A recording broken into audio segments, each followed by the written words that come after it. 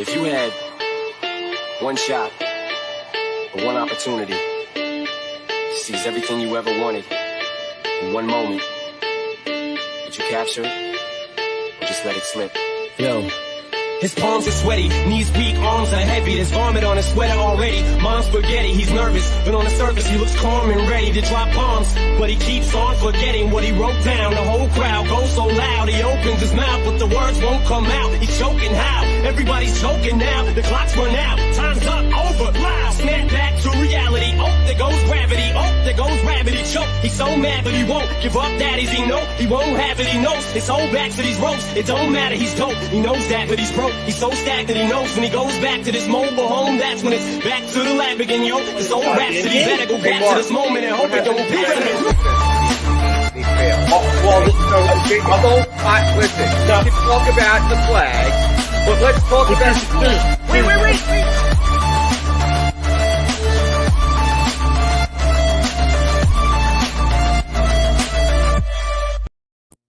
And a very good morning to you, everybody. Welcome to Trending in the AM right here on DSM Media. We're live. You know the drill. Like, retweet, share, follow, thumbs up, subscribe, hit every button you can. Hey, we've been doing this for a little while now. You know what you got to do. Look, we know what you've got to do. I put the effort in every day. You put the effort in every day. I mean, our sports teams don't put the effort in every day, but at least we can to continue to come on here and talk sports every single morning. If I sound a little down in the dumps, it's because last night was probably one of the most frustrating nights. It was even more frustrating than a couple nights ago, Game 5. Last night was a very, very frustrating night, and I knew it was going to happen. I'm Phil Slifer, your host at Bearded Knowledge. Make sure you shoot me a follow on Twitter. Like I said, Trading the Game, we're on DSM Media. Make sure you're following them, and I'm joined as always by my side here every day this week, Jason Voorhees at Mustang3651. You put the effort in at work last night, Jason. Why can't anybody else ever put the damn work in? I don't get it, man. It's a somber day for all Sixers fans right now. Yeah, I mean, we're waiting here. We're live as always. Facebook, Twitter, Twitch, YouTube. We're waiting for my main man, Conor Myles from Sports Illustrated. He's going to be joining us shortly here to talk Eagles and the Eagles schedule and the Eagles offseason to start the show. But while we're waiting for him, I could kind of just slowly just get started with a little of the frustrations of the Sixers game last night. And just, I mean, we blame Doc Rivers. We want to blame James Harden. We want to blame this person or that person.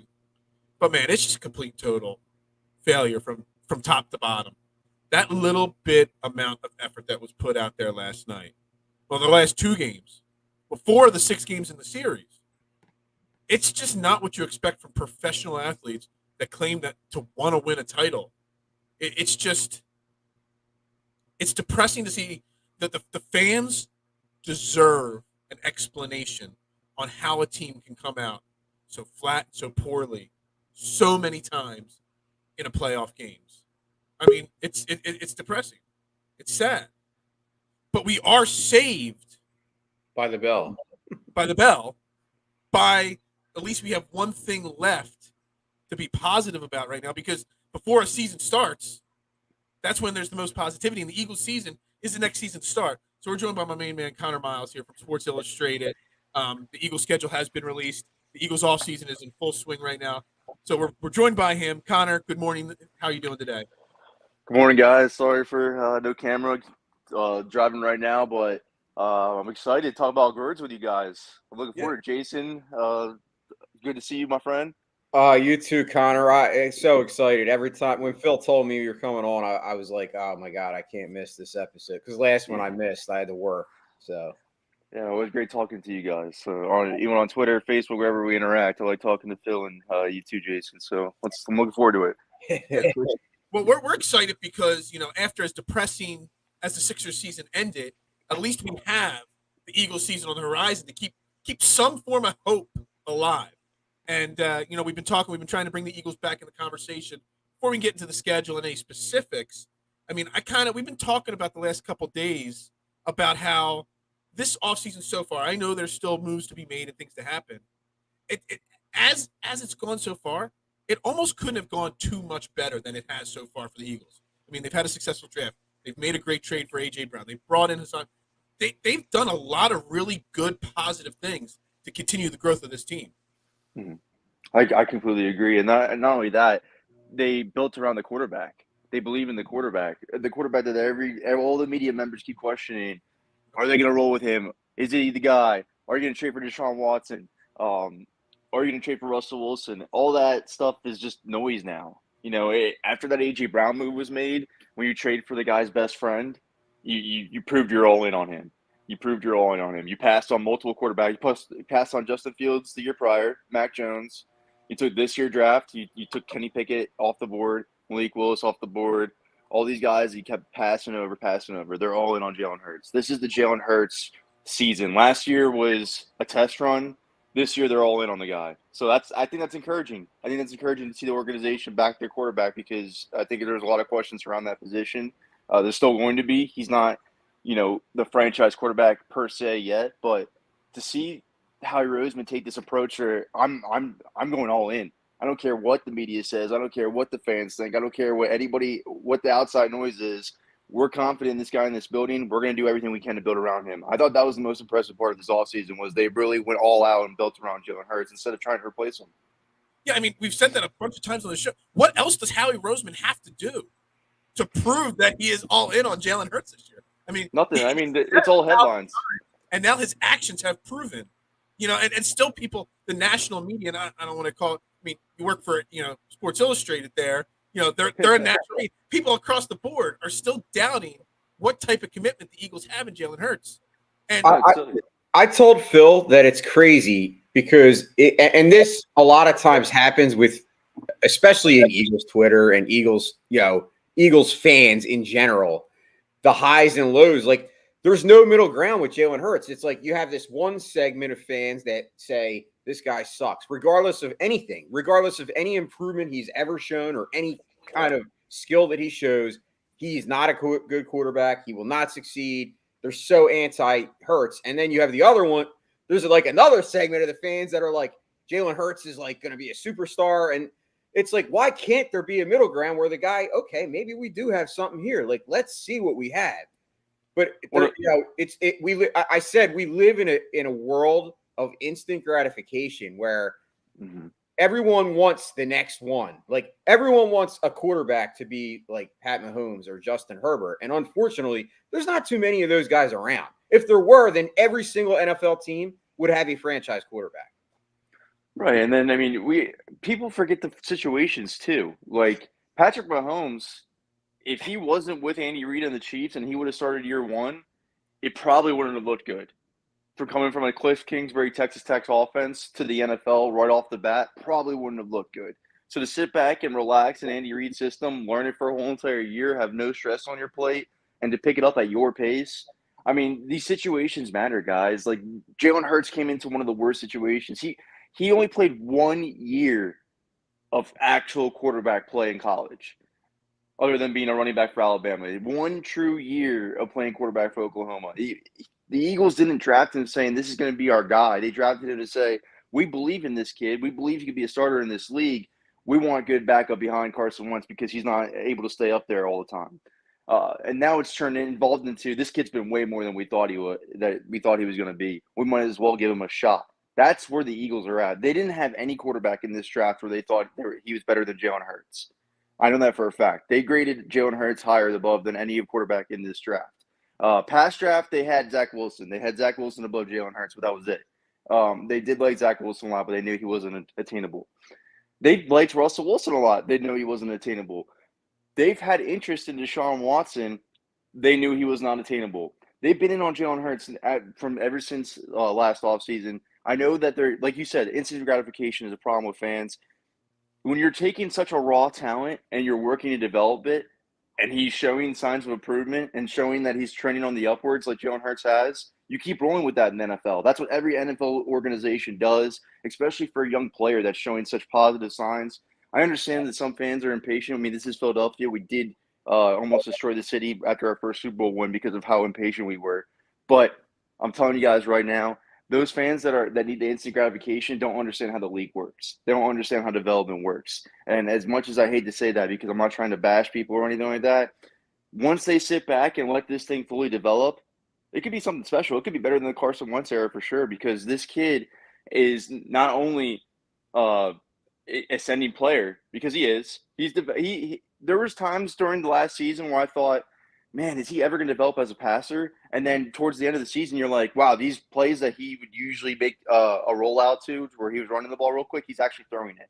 So he's made that progress that you want to see. They put all the weapons around him now to make the league this year. You're not going to find a better trio in this league. Many better trios in this league than Goddard, Brown, and Devontae Smith. So no more excuses. But they clearly feel confident in him for a reason, and I believe that they're right in doing so. I think you just stole one of the titles from one of my shows earlier this week. It was titled "No More Excuses" because that's exactly what I've been saying. Now we were talking with Chris Franklin from NJ.com yesterday, and he brought up the point that the Eagles wanted to be a pass-heavy offense last year. They couldn't, so Nick Sirianni proved what kind of coach he was. He was able to adjust, go to the heavy run offense, which worked, helped us get to the playoffs and all. Do you think Nick Sirianni now, he's got a little bit more confidence in Jalen Hurts now based off the way he played at the end of the season? You throw A.J. Brown to the mix, which just adding one player to the mix because he's such a superstar changes everything. Are we going to see a more at least the confidence to maybe be a little bit more pass happy, which I think is what they truly want to do? It is 100% what they truly want to do. It's a passing league, first of all, so that's how you're going to win in this league now, is that have an efficient passing offense. But if you give A.J. Brown $100 million, who had the same amount of targets as Devontae Smith, mind you, last year when we were all complaining about Devontae Smith's targets, you're clearly trying to become a passing organization. You're trying to become a passing offense, a passing favorite offense. The running back room, Miles Sanders is on a prove-it-year contract. A lot of these guys, Kenny Gainwell's on a rookie deal. Boston Scott's on a restricted free agent contract.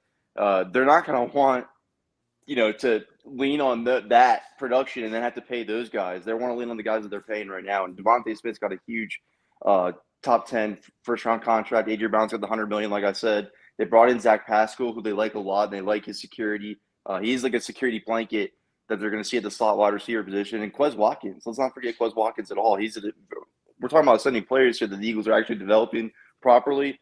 He's definitely one you got to put in that category as well. They definitely want to become a passing offense. It's going to become heavy passing favored, and they're not going to start off the season like they did how they ended last year with running the ball. It's not going to happen. They're going to want to become a passing offense. There's a reason why there's no urgency replacing Jordan Howard, who averaged 63 yards per game last year. There's a reason why that they didn't draft a running back, or they keep adding running backs this offseason. They like the guys that they have in place, but they don't want to keep utilizing them as much. So I'm expecting them to keep 3 to 4 running backs this year, with 3 mainly being used, and to stick with the passing offense, because they're definitely going to lean on that philosophy this year. Yeah. So, looking at that, we obviously last night, over the last 3 days, really, the schedule was released. I mean, is there anything as anticlimactic as the 8 p.m. NFL schedule release party? I don't know. But, looking at the schedule, we obviously everyone talked about how easy the schedule was last year. It's still a fairly easy schedule this year. Last year, we started with a really difficult stretch of games to start the season. Obviously, we were 2-5, 2-6 to start the season. Do you see this schedule as favorable for the Eagles to get that momentum? Because I look at the beginning of the schedule, and I see it's favorable at the start to get that momentum going early so that we're not playing catch-up the rest of the season. I think it's incredibly favorable, but I mean, I also don't want to, the Lions, I know the Eagles handled the Lions pretty well last year, but they made a lot of improvements. The wide receiver room is drastically better there now than it was when the Eagles played them last season. Aiden Hutchinson too. Aiden Hutchinson's going to be big for them as well. They're going to be a better team, but I do believe this is a game the Eagles can win, obviously. And then Minnesota, I think they're falling apart, to be honest with you. I think under that new coaching staff, it's going to take some time. So I think Eagles catching them that early in the season is favorable for them. Washington, I'm not very concerned with at all. I think Eagles knowing the defense knowing Carson Wentz as well as it does, is not going to play in Washington's favor. Jacksonville, you know what Doug Peterson's going to do it too as well. These players are used to Doug Peterson's offense, and that defense isn't far off of what Jim Schwartz was doing in Philadelphia with Mike Caldwell as well either. Philosophy-wise, maybe not alignment-wise, but philosophy-wise is attacking the quarterback Mike Caldwell's system. So it's similar to Jim Schwartz's. Arizona, you have no DeAndre Hopkins, which is perfect. I know they have Marquise Hollywood Brown, but I mean, I'm not really concerned about that passing offense with DeAndre Hopkins isn't out there. Other than Zach Ertz, who's gonna have his revenge game, but other than that, I mean, these first 5 games, you can't draw up anything better than that. They're not going to start 205, that's for sure. No, absolutely agree with you on that. I mean, if I remember correctly, you're doing some work down there in Florida with covering Jacksonville as well now, right? Yeah, they're doing the Jaguars podcast for them too. Yep. Yeah, absolutely. So, I mean, I know this is a Philadelphia-based thing, and I love your work. I mean, we're all going to be always in love with Doug Peterson. How is the how is the pulse of the town having Doug Peterson down there right now? Like, is he being welcomed with open arms? Is he bringing a lot of positivity to the team? Like, how is the fan base handling Doug Peterson down there in Jacksonville? At first, no, it was disappointing because everybody wanted Tyron Leftwich, which I thought was silly. I mean, I would not want with Jacksonville's situation after their Urban Meyer situation. I would not want a non-proven coach. I would want a proven commodity who has turned cultures around before.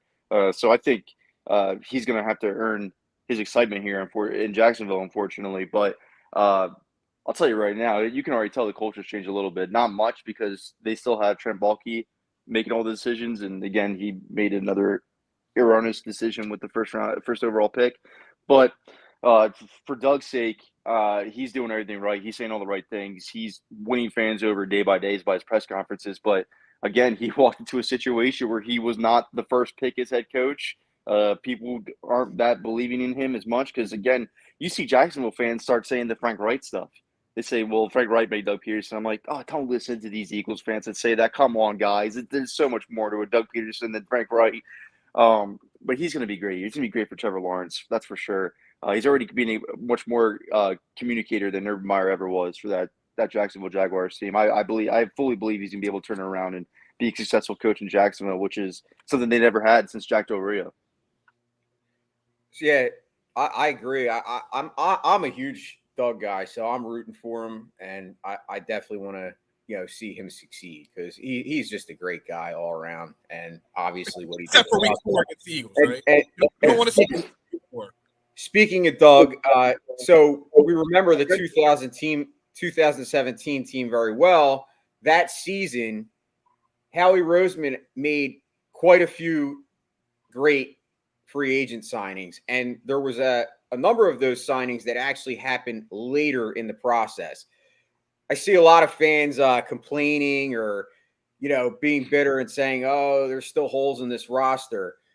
Who are some names that you think might be on the Eagles' radar? I know I've seen, obviously, the big name is Bradbury. I'm not sure if they have the money to make that happen, but who are some names that are on your radar, Connor, that the Eagles might be getting, or looking at to help finalize this roster here later in the season? Obviously, with June 1st cuts coming soon and all that. I'm expecting them to add a veteran corner at some point. I think they want to see in camp first what Zach McPherson and Tay Gowan look like before they make this decision, which they have nothing but time. The guys that they are available that I actually think will be linked to them or have no interest. I mean, they're not having any rumor interest right now, and it's Xavier Rhodes and Trey Waynes. I think those are the two guys you can see as potential additions as cornerback too, the Steve Nelson type signings halfway through training camp. But I do think they're going to make a move at safety. I don't think they're sold on Anthony Harris. I think they gave Anthony Harris a backup contract. Marcus Epps, they're very high on, and they should be. He was the second best safety against the run last year, and they're going to want their safeties to really take a hold against the run this year, especially with all the additions on the inside of that linebacker. So Marcus Epps is going to have a huge part this year. They let Rodney McLeod go without hesitation because they know Marcus Epps is going to replace him. That's the reason why they brought back Anthony Harris. They want Anthony Harris to play one side. They want Marcus Epps to be Rodney McLeod's role now. So they like Marcus Epps a lot. I think that they're actually correct in actually believing in him. He's another player that they're actually developing correctly, and he's coming a long way from when they first picked him up off waivers from Minnesota. So I don't think they're going to make a huge move at safety at right now because they're set with their two guys. Unfortunately, Anthony Harris is going to start for them this year. But again, he his contract guaranteed his backup money.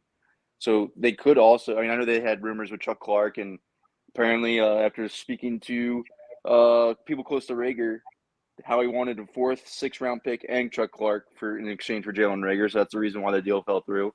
Smokes. He's maximizing his value. I kind of understand it. At the Yeah. same time, I would think the Eagles need to move on and cut their losses. But they're pretty much saying, Howie's pretty much saying, I know Jones not going to work here.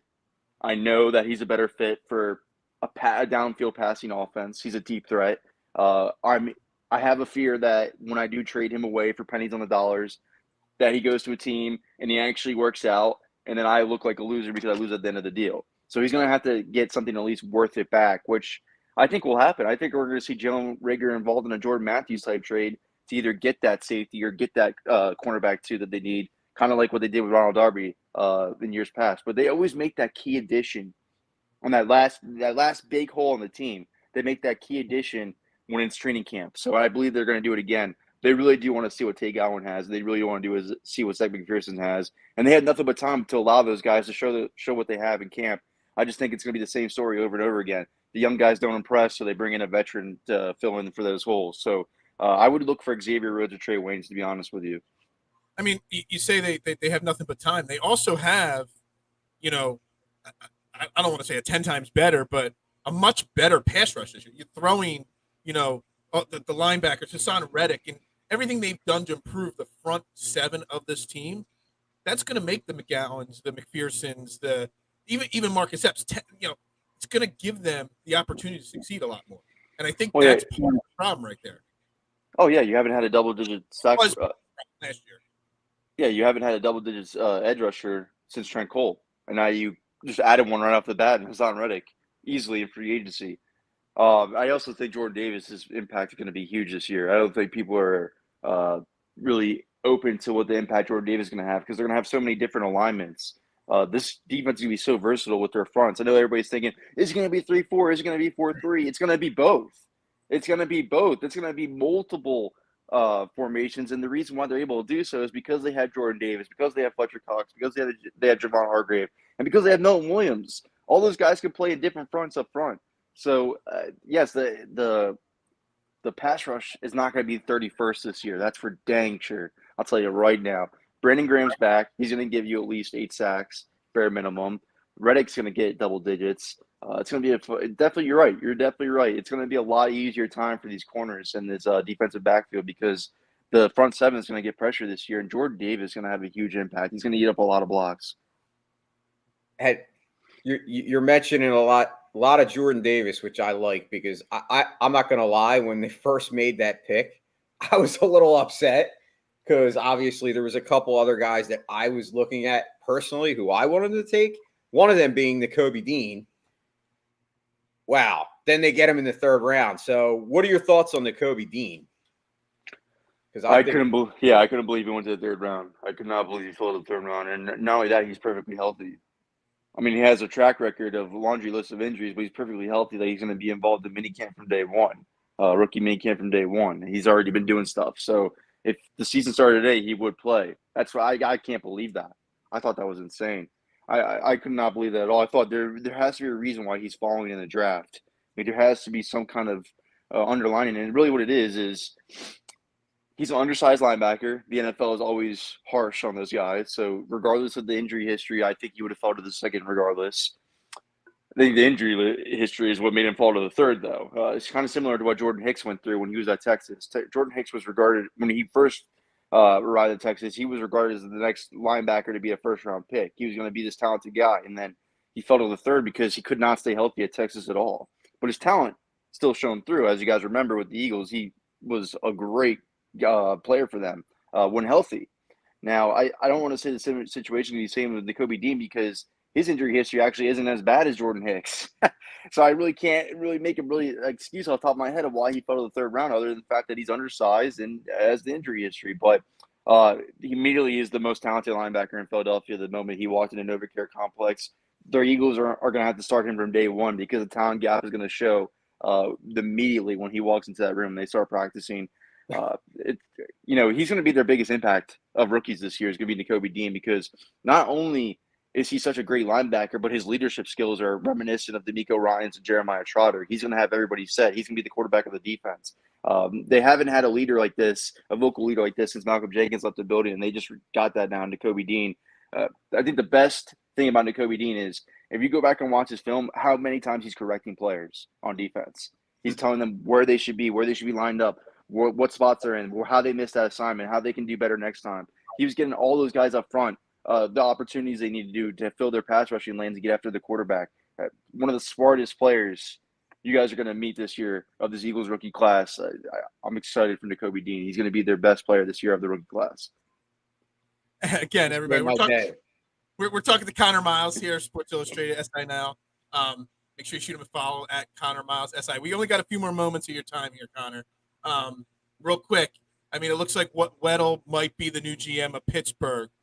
A lot of people are worried about the changing happening in the Eagles front office.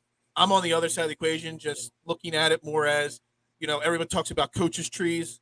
I'm looking at the front office tree. Howie Roseman develops a lot of guys, and the Eagles organization develops a lot of guys that are attractive to other organizations. And I don't buy into too much of the worry about losing these guys. Obviously, you got to find the next guys to replace them. But I look at it as a positive, not necessarily negative. Any thoughts on the changes going on in the Eagles front office right now? With all due respect to Joe Douglas and Andrew Berry, who are putting their teams in better positions than they were when they first came to the organizations, what have those guys done to warrant the Eagles being afraid? Right. What have any of these front office members done that left the front office? It hasn't really impacted the Eagles because they're coming off their Howie Roseman's last two drafts are the best he's ever had, other than 2018. So I hate when people always say that this is going to ruin the Eagles, it's going to hurt the front office. No, the Eagles front office runs under a formula that everybody follows. The new people are going to follow the same formula, and they're going to head off to different places as well, just as much as Brandon Brown has, Catherine has, Joe Douglas has, Andrew Berry has, and Andy's about to. It's just how the Eagles roll. No, there's no reason to panic. That's just something that, again, media starts to hype up a little bit, and then fans start to get worried about, just like this Jalen Hurts situation. There's nothing to worry about at all. They have the guys in place that are learning from those guys for a reason because they're going to replace them, and then they're going to go on to their team respected clubs as well and lead them as well as their front offices. So, like you said, the Eagles have one of the best front office if not the best front office pipeline in the NFL, and they're just going to continue to feed it with great additions. And let's not forget, Dave Caldwell is a huge part of this equation. He's Howie Roseman's right-hand man outside of Andy Weidel, and he's still going to be here. The teams aren't going to give him another chance after what happened in Jacksonville. So he's a crucial part of this front office, and he's looking to stay, make a Tom Donahue stay. So nothing to worry about at all. Nothing. All right, so we're going to wrap it up there with you, Conor. We greatly appreciate it. The Eagles are going 17-0, right? We need some positivity going into the after that Sixers game last night, right? I can't believe Harden scored 0 points in the second half. I still can't believe that. Say what you will about the guy. I know he's not the same player anymore, but 0 points in the second half is despicable. He has to answer for that. But 2 shots. Yeah, I mean, he's too focused on this Rico case with Little Baby and all them. But anyways. Yeah. Anything you got going on that you need to shout out? Obviously, you got the great podcasts and stuff like that. Well, bare minimum, the Eagles go 11-6. Bare minimum.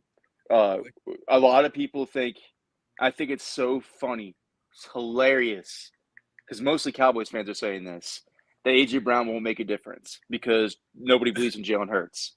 I'll tell you right now, Ryan Tannehill does not have the career he's having in Tennessee if A.J. Brown was not in existence. Yeah, I'm telling you right now, wide receivers make the quarterback better as much as the quarterback makes the wide receivers better.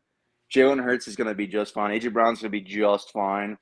It's going to be like what Amari Cooper did to transform the Cowboys offense. That's why I think it's so funny to see those fans talking the most when, the Eagles are actually following their formula of how to develop their young quarterback that nobody heard of or didn't think was going to be in the position that he is today. So that's why I think it's so funny.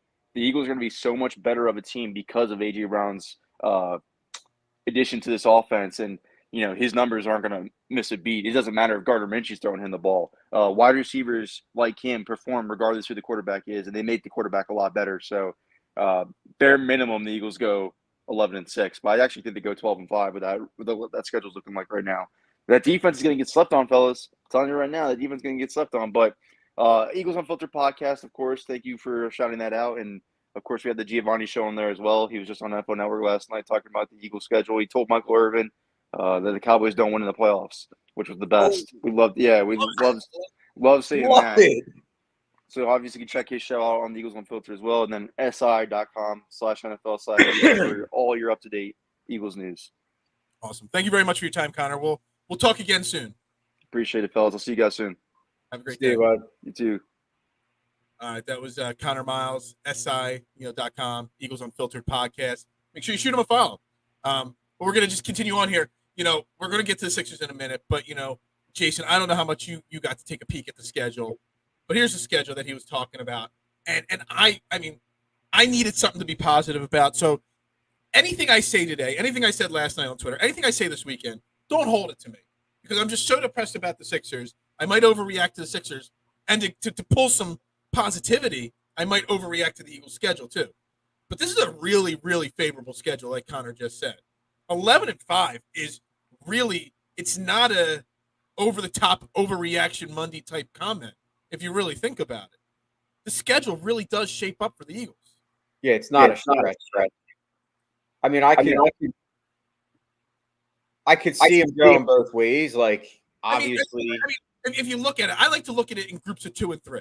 It's obviously week 12, 11, 12, and 13, I guess. Colts, Green Bay, Titans. That's a really tough stretch right there. So let's look at it. Let's break it down. So obviously, Lions, I got to win. Mm-hmm. Vikings, I got to win. Mm-hmm. Washington, I got to win. Right. Jaguars, I mean, I know they were a god awful team, but obviously they have Peterson. I don't know. That might be one of those ones where they lose. Just how the Eagles are. It's the same as any other of the team in Philly. Like they'll lose a game where you're like shaking your head. Yeah. I can't see them going 4-0, but I mean, I could see them going 4-0. Let's just say 4-0. Let's say 4 wins, and then you got Arizona as their first tough opponent. And real quick, we'll pause there because everyone's saying no DeAndre Hopkins. He got a 6-game suspension. He's going to appeal that suspension. There's a chance maybe he's back by week 5. Yeah, but you know what? Just because they don't have DeAndre Hopkins doesn't mean they're not good. They did add Marquise Brown, and I'm not saying Marquise Brown is, he's not on an A.J. Brown level, but he's still a good wide receiver, and he was on a team that wasn't a passing team. The Ravens, I mean, talk about a team that gets criticized about not being a good passing team. I mean, Lamar Jackson, that's all he ever does is get criticized. And the guy, obviously won an MVP. So I don't buy that the Cardinals aren't that good. I think the Cardinals showed their true colors last year as far as I think Cliff Kingsbury's overrated, in my opinion. I think that team shit the bed, and that starts at the top. Like, they had all that ground in that division, and they just basically it was like the Mets collapse against the Phillies. That's how bad the Cardinals were last year. So I still if there's a tough game on the schedule, I can't. Like I said, I'm going to say a loss there, but that's just me. So let's say 4-1. Then you got Dallas. Now, is that home or away? I can't. Dallas is home. The first Dallas game is home. Okay, so let's say they lose that game. So losing to Dallas at home. Wow. Let's say they're 4-2. Okay. Then they got the bye. Then they get Pittsburgh at home. That's a win. That's 5-2. And you got Houston. That I got to win. That's 6-2. That's a big loss right there, actually. It's on the road, and it's Thursday Night Football. I forget the stat, but I remember watching a game last year on Thursday Night Football, and Thursday night road teams have an awful record. So that's a trap game right there. Because I actually have the Eagles winning Cowboys bye week, beating the Steelers. So winning those 2 games sandwiched around the bye, and then you get all this momentum going, and I see where you see maybe the Jaguars being like a trap type moment there. I see that with the Houston Texans. Okay, so let's just say it's a loss then. Let's go with that. So that's what, 5-2? I forget. I lost track of what you're saying. Hold on. 1, 2, 3, 4. 4-1, 5-1, 6-1, 6-2. Okay. Then Washington, let's say that's a win. 7-2. Colts on the road. I'm going to say a win. All right. So let's say 8-2. Green Bay. Green Bay, that's a loss. Okay, even at home. Okay. 8-3. 8-3. Tennessee, I'm going to say they're going to lose. 8-4. Giants. The win. 9. Bears. Win. 10. Cowboys on the road. Win. 11. Saints home. Loss. Okay. Giants home Win. to close the season. Win. So you got them going 12-5. Yeah, I mean, I don't know. That's just how the numbers work. I mean, maybe you switch a game here or there, but I think it's. I think the question marks for me is that 11, 12, 13. Colts, Packers, Titans. It depends. Like I can see them going 10-7, 11-5, or 11-6, 12-5. I can see them going anyway, and it comes down to what they go in that stretch there. Do they go 1-2, 2-1? How they play that super tough schedule there. And I also have a question mark with the Cardinals, obviously, whether DeAndre Hopkins is playing. And then the final question mark to me is, can they win a road Thursday night football game? That's I think 12-5. Everyone sees the Texans and they're like, oh, it's an easy win. But when you really break it down, it's really tough to win those Thursday night road games. So yeah, well, it's very, very favorable. Conor said 12-5. I think it's definitely attainable. That's probably the ceiling. But like I said, if they go 12-5, they're making the playoff. I mean, even at 11, 12-5, they're winning the division. No doubt about it. 11-6 win the division. Yeah, like I said, I look for this year. I want to just see improvement. So can they obviously win the division again? They won the division last year. Can they win the division? Can they maybe squeak out a playoff upset or, win a playoff game? That to me would be a successful season. I mean, especially after the offseason that we had. Like, I think a lot of people are still looking at this team with, like, I don't want to say, like, there's not that strong belief that this team is better, even though in we've talked about it. They fixed numerous areas, but obviously there's still areas to be fixed. But once again, I that's why I brought it up with Conor. The fact of the matter is that this team has shown a propensity to make key signings or signings that go under the radar later in the process that actually end up helping the team, move forward. And I don't see that being any different this year. I think you're going to see some names come available here that you might not think are available. And that happens every single year, Phil. And you've said it on all your shows. You always say it. Like, there's got to be some patience because we see it. So. Yeah, no. We'll see how good. I think it's favorable. Everyone thought, the schedule was going to be so much more difficult this year than it was, last year. And it is more difficult because you're not the worst. You're not going from worst team, but it's still the third easiest schedule in the league. So, strength schedule wise at this point. So, I mean, it's setting up and, setting up for a big season for Jalen Hurts. It's setting up for a big season for the Eagles. Momentum going into the playoffs. Dude, I needed this little bit of positivity to start my day off. I really did. I cannot wait to see Devonta Smith and A.J. Brown because I think, although they're not, I can't sit here and say they're the best duo wide receiver tandem. There's quite a few tandems out there that are, in my opinion, better. Yeah. I think that they might be one of the most dynamic, though, out of those duos that you see, because they both are capable of running multiple routes. They're both can run every route on the tree. They're both sneaky fast. They're both able to run that 10-yard slant and turn it into a 30-yard, 40-yard, scamper down the sideline. Like, they both have that ability.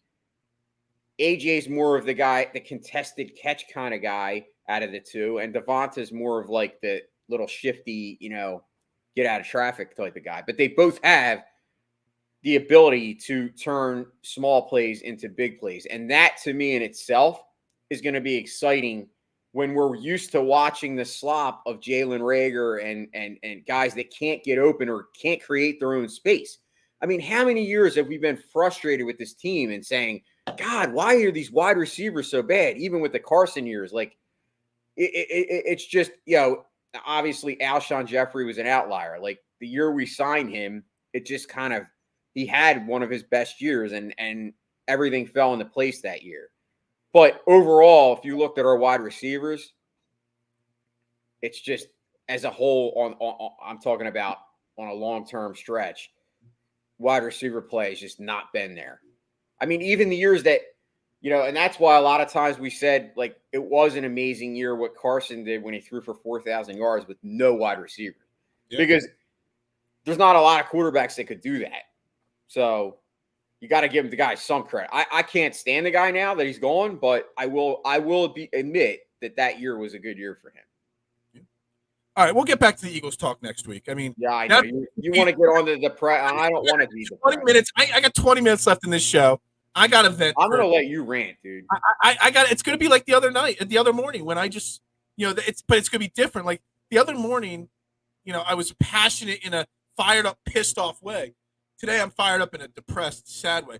But we're gonna, now that the Sixers season is over, we have a lot more time to talk Phillies and just Eagles, and that's pretty much it. Maybe we'll even get back into the Flyers a little bit. Maybe they'll make a good coaching hire or something. I don't know. But I need a few minutes. I do, Jason. I know you worked till midnight last night, so you only learned about the game through my Twitter. You take the floor, dude. I want to hear a Phil. It's not going to be a rant. It's not. It's going to be depression. It's going to be sadness. I mean, I want you to be angry because if you're just depressed, I'm angry. I'm not angry right now because, again, I went into yesterday's game with low to zero expectations. I said that. I put it out there on the show yesterday. I put it out there on Twitter last night, and everyone told me I'm not a fan, and why have I given up? And I say this as a joke, but it's really serious. I put out effort every single day to come on here and do a show, to promote it, to do whatever. I go to work every single day. I put out effort. We might not all be in the places where we want to be in life, but we put out effort. And the Sixers cannot even make a lick of an effort last night. The lack of, and it's not. I'm not making excuses for Joel Embiid because he's hurt and whatever. I mean, I always say you take on the personality of your coach. This team took on the personality of the coach. But some people are saying, well, blame Joel Embiid's energy, and that's a fair argument. He had a depressed, unenergetic attitude last night. His teammates took on that. Now maybe he had that because he took on the attitude of his teammates. It's going in all directions, and my mind is going in all directions. And I'm going to foreboard everything I say here and say anything I say I can take back because this is still like an overreaction type feeling that I'm going through right now. But as of this moment, and I've talked about it before, there's literally no one outside of Joel Embiid and Tyrese Maxey that is not on the chopping block today if I'm Josh Harris. Nobody.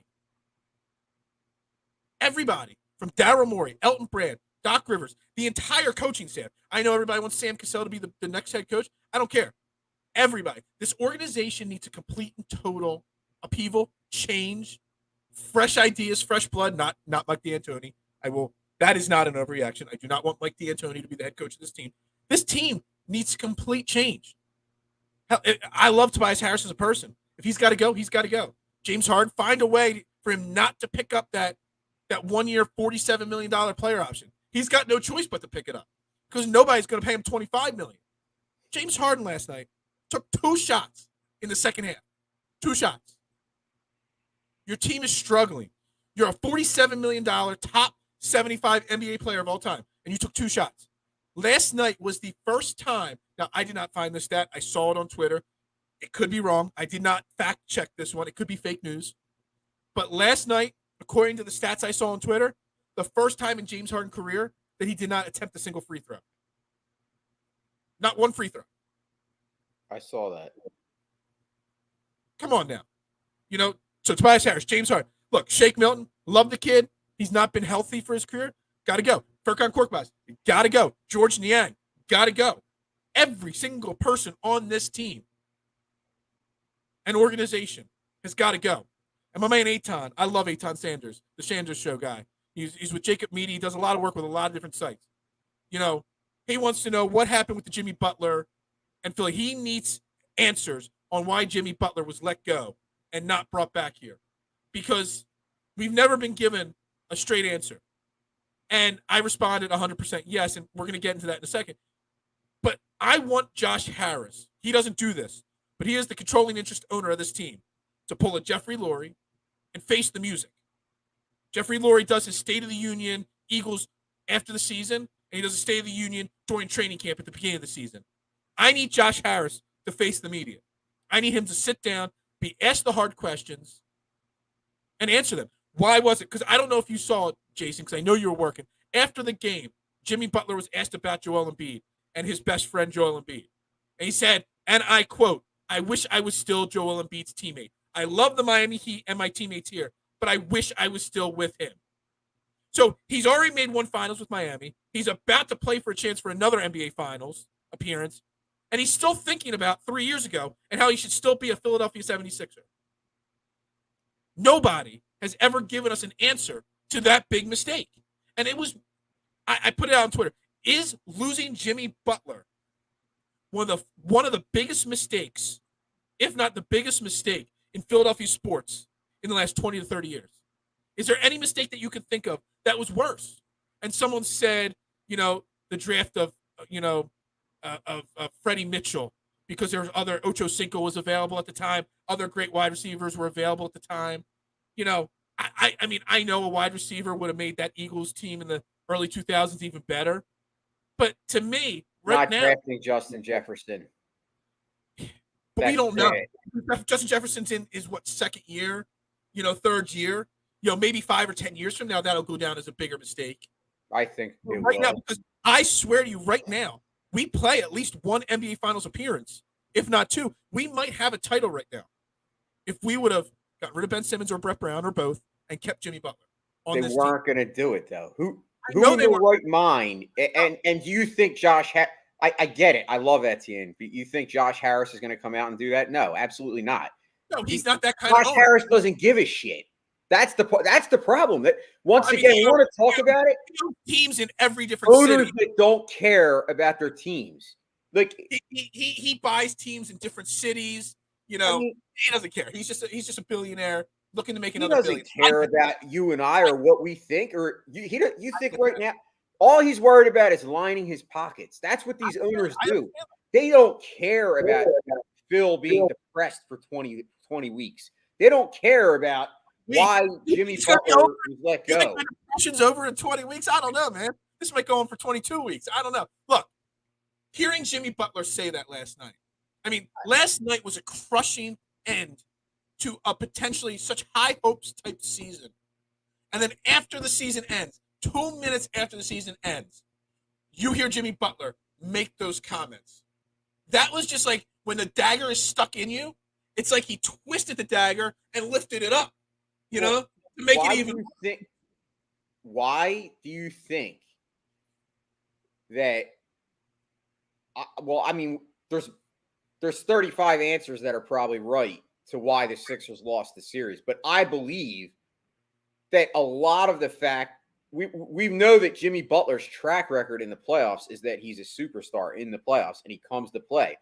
Do you think that wasn't a driving force, knowing that the Sixers let him go? I guarantee you, in his mind, his mentality was, I will not lose this series. They screwed me. I'm going to show them. You think he's not thinking that? You talk about how he's a superstar in the playoffs. He's also a leader, a vocal and behind-the-scenes leader. And Joel Embiid's the leader of this team, but Joel Embiid's a different kind of leader. Jimmy Butler's the type of leader that this team lacks. And that's what this team misses. And yes, I agree with you. There will always be a chip on Jimmy Butler's shoulder to Philadelphia because him leaving Minnesota or him leaving Chicago, he wanted out of there for different reasons. He doesn't have any, I wish I was still in charge. He wanted to be here. He wanted to be, I don't know if you remember, they used to call them the headband. They had the headbands, and they had a nickname for their group of guys that wore the headbands. Forget what they called them now. But he wanted to be here. He wanted to win a title with Joel Embiid. They became super, super close friends. And it really breaks his heart that he has to knock his best friend out. But on the other side, he's got the chip on the shoulder because he has to beat the Sixers because he's got that chip on his shoulder.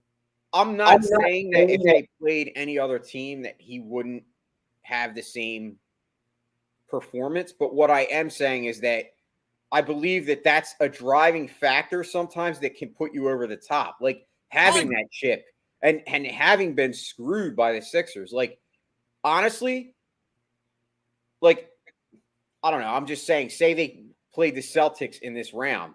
I don't know if they win that round. I think that the Heat gets bounced. Like, there's a chance. And I wanted to say if Joel didn't get hurt, remember we were saying a lot, oh, they would have swept this series. Now I'm not so sure. After seeing these two games, now maybe they don't come out flat in those games and it is over. But my point is you allowed the Heat. See, where I think they went wrong was the pass game. I get it. You called last night. You just saw it coming. I think they really went wrong by losing game 5. Because obviously, if you win game 5, then last night 84% chance of winning the series. Yeah, exactly. So, but see, the whole if Joel Embiid doesn't get hurt, and look, I don't want to. I know the DSM group chat at like 11, 12 o'clock last night. I was trying to fall asleep, but I was in the group chat. I mean, Scotty's up in France, or over in France. He's up at 4 a.m. over there because he's so upset about this. And he's trying to say, are we not going to put any blame on Joel Embiid? And there is blame to go to Joel Embiid. I understand that. But I think that broken face played much bigger of a factor than he let on. You saw it every time he even fell to his shoulder or fell down or whatever it is. He was grabbing that face. When you pain radiates through your body. That face was really bothering him. And I'm not making it as his lone excuse. But I think that played a factor for sure. So I think maybe, if he's not hurt like that, we definitely win game 1 or 2 and 1, 2, and 3. I don't know. It's a completely different series. But even if we sweep the Heat, if Joel Embiid's healthy and we sweep the Heat, well, healthy as he is, we don't get past the Bucks or the Celtics. We don't.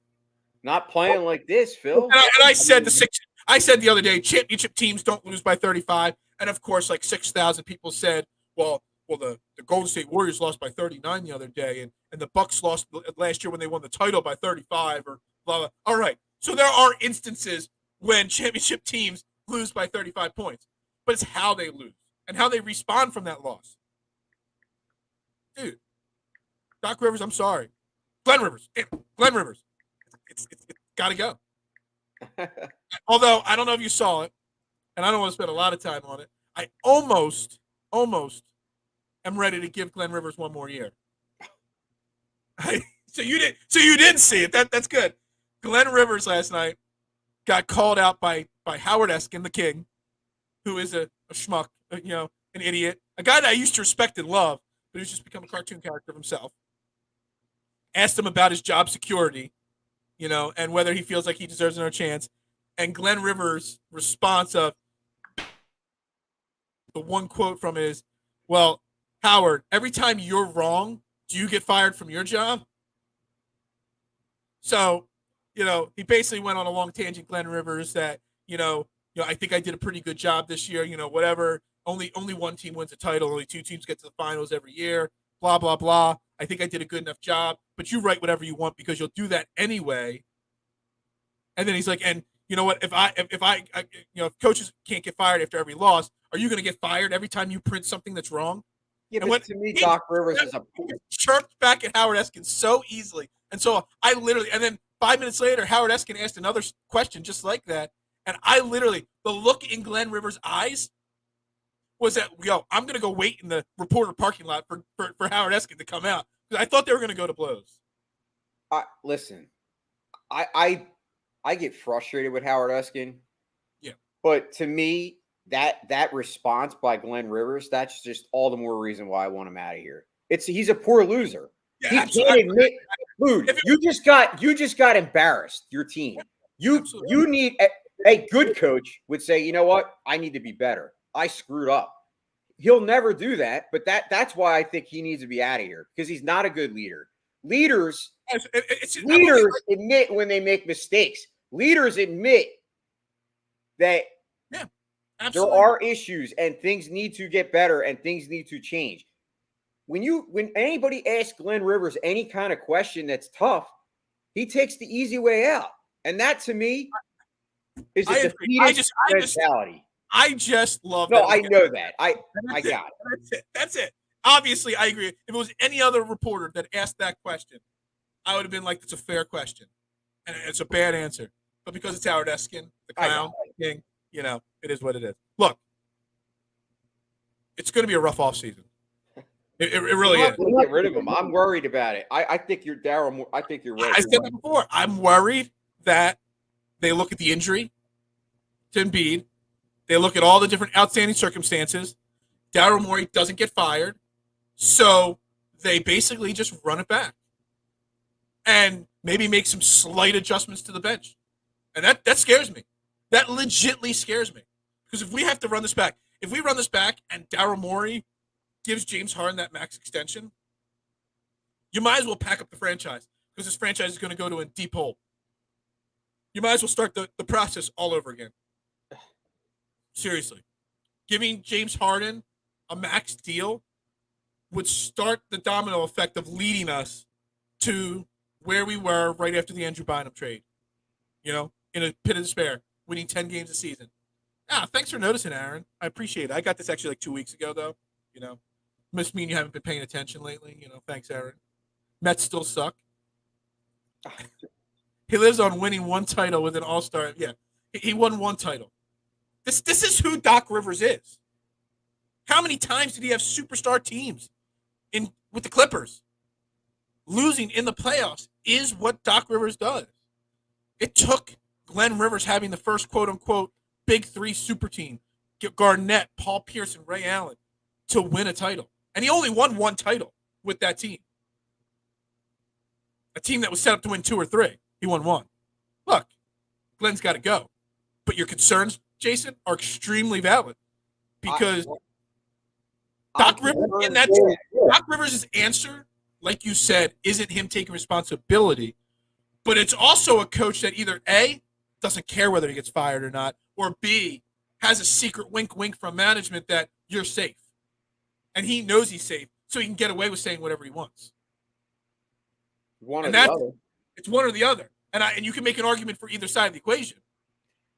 I mean, I don't know what's more concerning to me at this point. And I love James Harden, but out of the two, bringing Glenn Rivers back or bringing James Harden and letting him play next year, not trying to alter the roster.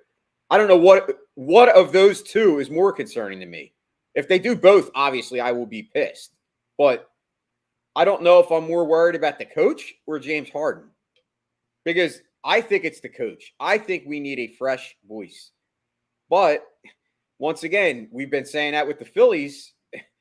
And is that going to fix a team if your culture is a problem? Can a coach fix a culture that's broken? That's the question. Can the Sixers bring back Harden next year with a new coach, and would they be better? Or would the popular two names, Sixers. If Glenn's fired or not fired, the popular two names are going to be Jay Wright and Dawn Staley because they're Philly products. You know what I mean? I question whether Jay Wright is going to be a really good NBA coach or not. I do. You tell me you run this team back of Harden, Embiid, Harris, Maxey, that Jay Wright and his college mentality is going to resonate with James. Is Jay Wright going to somehow convince James Harden to be more motivated? I don't buy that. That means if you bring back James Harden and you basically run it back with a new coach, you're going to have to go out and get somebody like Mike D'Antoni, who has even less success than Daryl Morey and Glenn Rivers, because at least he's a veteran. He's managed big names, and he knows how to relate to the older veterans and stuff. Is Dawn Staley, and I'm all for a woman getting a shot in the NBA. is Dawn Staley never coaching an NBA game, being the first female head coach in NBA history, and all the distractions that that's going to bring, going to be able to relate to James Harden and convince him to play harder? I don't think anybody can convince him. I thought this was the year. If there was a time that you would have expected James Harden to come to play, no one's going to pay him $40 million. The only way he makes the $40 million is if he picks up he's got a $47 million player option for next year. And since no one's going to pay him, he's probably going to pick up that player option within the next week or so, because no one's going to give him the $200, $300 million extension. So he has no choice but to play that $47 million option. It's all on him. Sorry. I mean, it's frustrating to me. It is. All as I could say is you told everybody. You said this the minute we went and traded for Harden. You said you loved it. You were excited to have Harden the player, but you were concerned about the lack of ancillary moves for this team all throughout the trade, and then even the buyout market, when unfortunately Daryl Morey read that room wrong. He expected that we were going to get a good player in the buyout market, and unfortunately this year there weren't too many good players that came available. Like in years past, I've seen better players in the buyout market. I'm not making an excuse, but what I'm saying is, I know you didn't watch the game last night, but there's multiple times last night where you had Shake Milton, Furkan Korkmaz, and Matisse Thybulle on the court with Joel Embiid and either Harden or Maxey or Harris. Okay, Shake Milton actually tried. He put some effort out there last night. He gave it a go. Okay, but there was at least 10 times that you can count, if you go back and watch the game, that Joel Embiid wasn't double teamed. He was flat triple teamed on a half a dozen to a dozen times last night. You know what that shows? The lack of respect of those ancillary pieces. When you got Shake, Furkan, and Matisse Thybulle out there, why would a team try to guard any of them? And that's what I've been saying most of this postseason, that my concern with this Sixers team was that they're so top heavy, the roster. They have no depth. They have no guys that can come in if those top guys are struggling. Yeah. You look around the league at teams that succeed, even your best teams that win championships have good ancillary pieces. Yeah. And that to me is the main reason. So if you want to look at that, the biggest person to blame is Josh Harris and Daryl Morey. Like, over the players and over Glenn Rivers. As much as I blame them, because I do, and the players shit the bed. They didn't come out in game 5. They totally shit the bed. And then last night there was no effort, minimal effort. You know, I think Maxey always gives you, effort. I don't want to say max effort, but not to use a pun. Go up here for the day, but we'll leave it at this. Yes, Embiid and Maxey give us hope, but it's a waste of hope if you don't reshape this roster in a way to maximize the talent there. It's sad. It's depressing. It's upsetting. I might do more shows this week. I don't know. I got to keep. I got to get my head on straight here about this whole situation. I don't know. I just can't get over the loss. And I said at the beginning of the season, I didn't feel the same hope as other seasons, because I really thought this was a make or break season. They needed to make that run this year. There's no bubble excuses. There was no Ben Simmons excuses because he wasn't playing. I don't know. Shout out to Danny Green. That knee injury looked brutal. It might be the end of his career at 35 years old, that kind of a knee injury. And, maybe he plays. Maybe the outcome last night's different if he's hot. I don't know. But the Sixers organization, Josh Harris, Daryl Morey, if he's even remotely safe in his job, they really need to take a look. The two of them need to sit down. Joel Embiid needs to sit down with Josh Harris and be like, yo, let's map out this plan. Let's map out this future. Because somebody tweeted at me, well, will Joel Embiid ask for a trade at some point? And you know what? Honestly, if he doesn't get some input in the future of this organization, he may. He may ask out. And then that's the end of it all. Then we're back into the the hell of Sixers basketball again. But we're going to end it there. Trending in the AM right here on DSM Media. Sixers season ends while we get the schedule for next Eagles season. I thank everybody for tuning in this week. It's been a rough week on the show. A lot of sad and disappointing talk this week. We'll try to swing it back into the positive next week. Maybe Glenn's fired over the weekend. Maybe that gives us something positive to talk about. I don't know. But let's try to stay positive. Let's have a great weekend, guys. For my main man, Jason Voorhees, make sure you shoot him a follow at Monkey3651. I'm Phil Stifle at Bearded Knowledge. Yo, it's been another great week. We'll be back next week. Full slate of action, talking Eagles. We'll talk more Sixers next week. We'll talk a lot of Phillies. Phillies won last night 9-7 against the Dodgers. They've won 3 of their last 4. That's always good. Everybody have a great day, a great weekend. It's all go Birds, baby. It's all fly. Go Birds.